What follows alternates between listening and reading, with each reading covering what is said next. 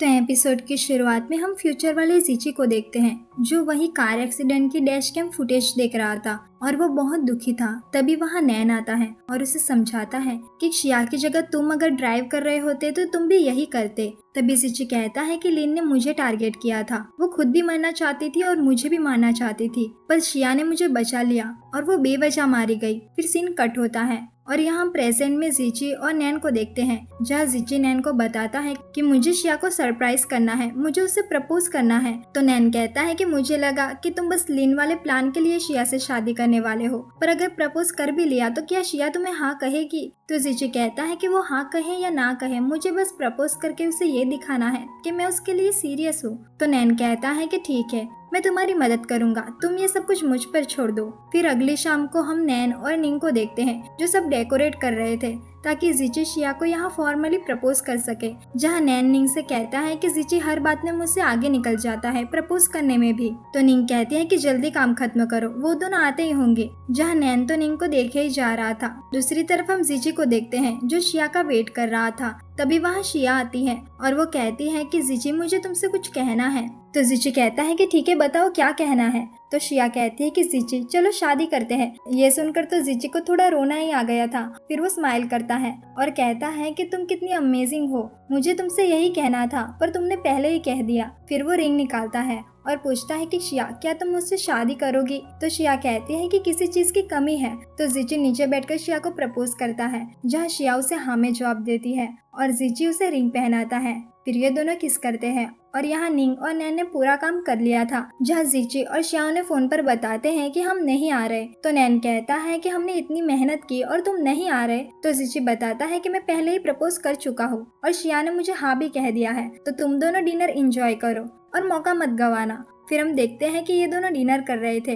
तभी नैन बहुत नर्वस हो रहा था, पर वो निंग से कहता है कि मैंने आज तक किसी को डेट नहीं किया, मुझे नहीं पता था कि प्यार का एहसास कैसा होता है, पर जब भी मैं तुमसे मिलता था तो मेरी हार्ट बीट तेज हो जाती थी। मैं बस तुम्हारे बारे में ही सोचता रहता हूँ और तब मुझे पता चला कि मैं तुम्हें चाहता हूँ, मुझे तुम्हारे साथ पूरी जिंदगी बितानी है। तो निंग पूछती है कि तुम श्योर हो ना? मैं ऐसी लड़की हूँ जो हमेशा खतरों से लड़ती हूँ। तो नैन कहता है कि मैं भी तो डॉक्टर हूँ ना, जब तुम्हें चोट लगेगी तो मैं तुम्हारा इलाज कर दूंगा, बताओ तुम क्या चाहती हो? तो निंग कहती है कि तुम मेरे लिए वो इंसान हो जिसने मुझे मिशन पर जाने से रोका और मेरा ख्याल किया। तब मुझे लगा कि मेरे दिल में तुम्हारे लिए जगह बनने लगी है और यह एहसास बहुत अच्छा है। और जहाँ तक शादी करने की बात है तो तुम कह रहे थे ना कि जीची मुझसे हमेशा आगे निकल जाता है, तो इस बार तुम उसे हरा दो, मैं तुमसे शादी करने के लिए तैयार हूँ, तो चलो कल ही हम मैरिज पेपर साइन करते हैं। यह सुनकर तो नैन खुशी हो जाता है, पर उसके पास रिंग नहीं थी, तो वो बलून की रिबन से निंग को प्रपोज करता है और कहता है कि मैं कल रिंग ले आऊंगा। फिर वो निंग को प्रपोज कर देता है तो निंग उसे किस कर लेती है। फिर नेक्स्ट डे हम लेक साइड होटल में शिया को देखते हैं जो वेडिंग के लिए रेडी हो रही थी, जहाँ निंग उसे गुड न्यूज सुनाती है कि मैंने और नैन ने शादी कर ली। दूसरी तरफ हम जीची और नैन को देखते हैं, जहाँ नैन बात करते टाइम बस जीची को अपनी रिंग ही फ्लॉन्ट करे जा रहा था कि देखो मैं तुमसे आगे निकल गया। तभी वहाँ ब्लैक ड्रेस में लीन आती है और वो जीची के पास जाती है। लीन कहती है कि आज तो हम दोनों की शादी है ना। जीची पूछता है कि शिया कहाँ है और वो नैन को मेकअप रूम चेक करने भेजता है। तभी फ्लैशबैक में हम देखते हैं कि शिया के पास लिन पहुंच गई थी और फिर हम लिन को कोल्ड स्टोरेज से बाहर आते हुए देखते हैं। प्रेजेंट में लिन पागलों की तरह हंसने लगती है और कहती है कि मैंने इस शादी का ही सपना देखा था। तो जीची कहता है कि ऐसा है तो ये सपना मेरे लिए सबसे डरावना है, तुम्हारी पसंद बनना मेरे लिए सबसे डरावनी चीज है। तो लिन कहती है कि मैं चाहूँ तो ये फोन अभी डिस्ट्रॉय कर सकती हूँ, फिर कैसे बचाओगे शिया को? तो जीची कहता है कि इस फोन की वजह से ही तुमने मेरे डैड को मारा था ना। तो लिन कहती है कि तुम सब कुछ जान ही गए हो तो ये भी जान लो, मैंने तुम्हारे लिए ही तुम्हारे डैड को मारा। जहाँ पास्ट में हम देखते हैं कि हैंग शिकुन से भागता हुआ आगे जाता है, जहाँ मदद करने के लिए गाड़ी लेकर लिन आती है और हैंग गाड़ी में बैठ जाता है। थोड़ी देर बाद हैंग कहता है कि आगे गाड़ी रोक दो, वो लोग हमसे बहुत दूर है। तो लिन आगे जाके गाड़ी रोक देती है। फिर लिन बाहर आकर कहती है कि आप वो फोन मेरे डैड को दे दीजिए, अगर आप ऐसा करोगे तो वो आपको छोड़ देंगे, पर हैंग उसे मना करता है। तो लिन कहती है कि मैं नहीं चाहती कि ये फोन मेरे और जीची के रिश्ते के बीच में आए और वो रिक्वेस्ट करने लगती है, पर हैंग कहता है कि मेरे पास फोन नहीं है। तभी लिन उसे फोन छीनने की कोशिश करती है और हैंग को धक्का दे देती है। तो हैंग पत्थर से टकरा गया था। तभी लिन उसकी जेब चेक करती है जहाँ वो ब्रेसलेट था और हैंग मर चुका था। उसके बाद वहाँ शिकोन और उसके आदमी आते हैं। फिर लिन अपने पापा से कहती है कि अब जीजी मुझसे नफरत करने लगेगा। तो शिकोन उससे कहता है कि तुमने ऐसा कुछ भी नहीं किया है, मैं हूँ ना, मैं तुम्हें कुछ भी नहीं होने दूंगा। तुम यहाँ से कुछ सालों के लिए अब्रॉड चली जाओ, बाकी सब कुछ मैं संभाल लूंगा। मैं जीजी को इस बारे में पता नहीं चलने दूंगा। फिर प्रेजेंट में हम शिया को देखते हैं, जहाँ सब कुछ प्लान के मुताबिक था। फ्लावर नकली थे और एसी भी बंद था। तभी बाहर निंग आती है। तो शिया निंग से पूछती है कि लिन कहाँ पर है। तो निंग बताती है कि वो शादी वाली जगह पर है। तो शिया सोचती है कि मुझे यहाँ पर भेजने के बाद वो भागी क्यों नहीं, और तब उसे समझ आता है कि वो जीजी को भी मारना चाहती है और वो जल्दी से बाहर आती है। और यहाँ लिन जीजी से कहती है कि तुम इस फोन के जरिए ही शिया की मौत को टाल सकते हो ना।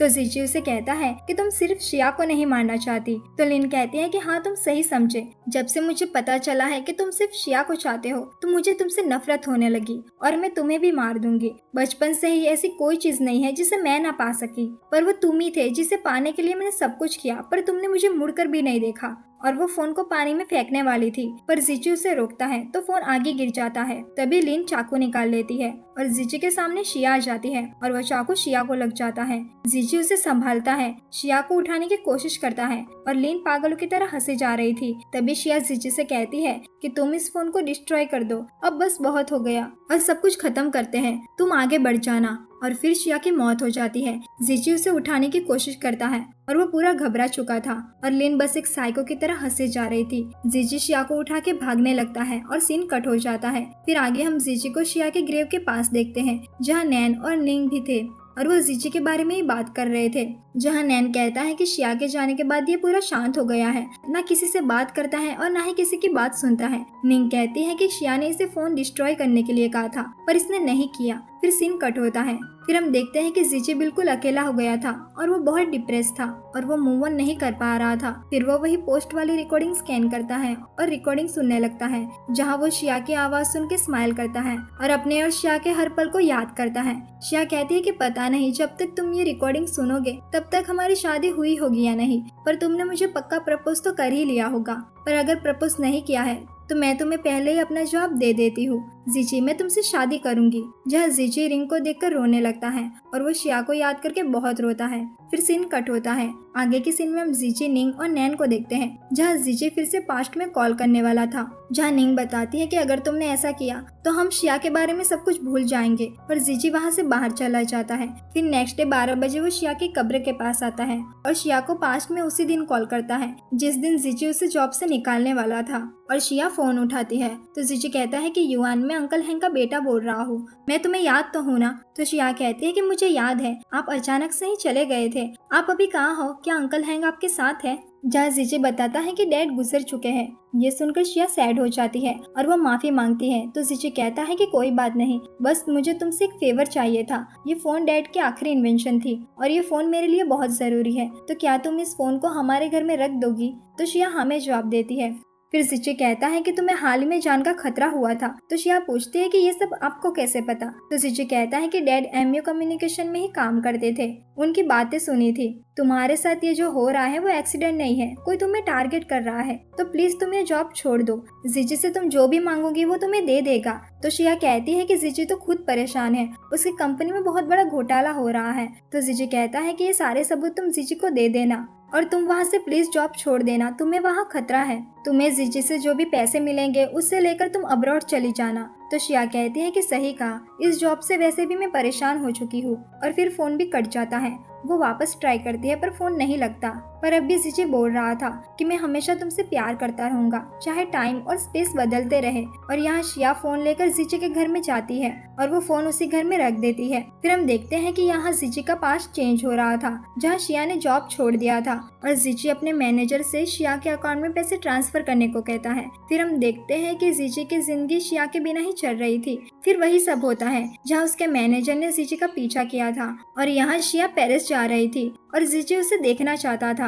उसके बाद जीजी को नैन का कॉल आता है जो उसे बताता है कि तुम्हारी असिस्टेंट शिया ने जाने से पहले एक इंटरेस्टिंग सा पैकेज भेजा है जिसमें जोवेई जो घोटाला कर रहा है उसका ई इनवॉइस है। फिर हम देखते हैं कि सबूत का इस्तेमाल करके जीजी और निंग ने जोवेई को जेल भेज दिया था और ये सब कुछ जीजी का पास्ट था जो चेंज हो चुका था।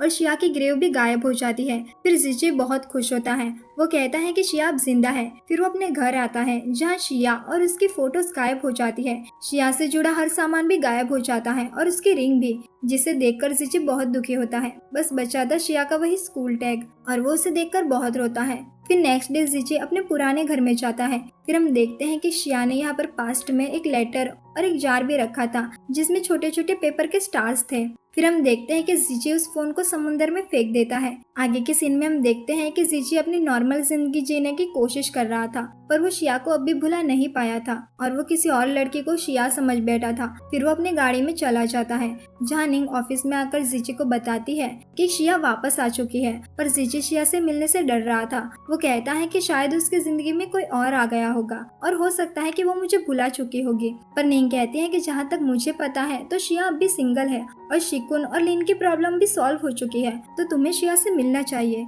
फिर हम शिया और उसके फ्रेंड को देखते हैं जहाँ समुंदर किनारे व्हाइट हाउस था और ये दोनों होम स्टे चलाती थी।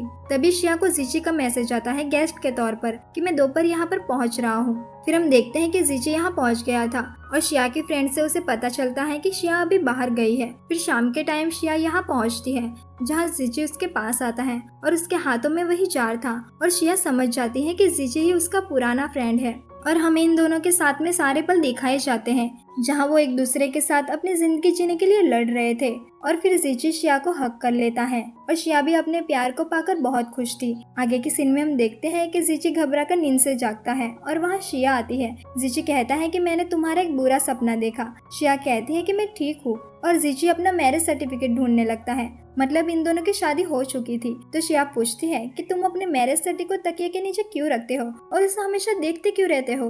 मैंने उसे सेफ जगह पर रख दिया है। फिर जीजी शिया को किस कर लेता है। इसी के साथ ही हमारे इंटरेस्टिंग सा और प्यारा सा ड्रामा पूरा होता है। आपको ये ड्रामा कैसा लगा हमें कमेंट में जरूर बताइए। अगर आपको हमारा वीडियो पसंद आया हो तो वीडियो को लाइक कीजिए और हमारे चैनल को सब्सक्राइब कीजिए। मिलते हैं अगले वीडियो में ऑन जियो एक्सप्लेन।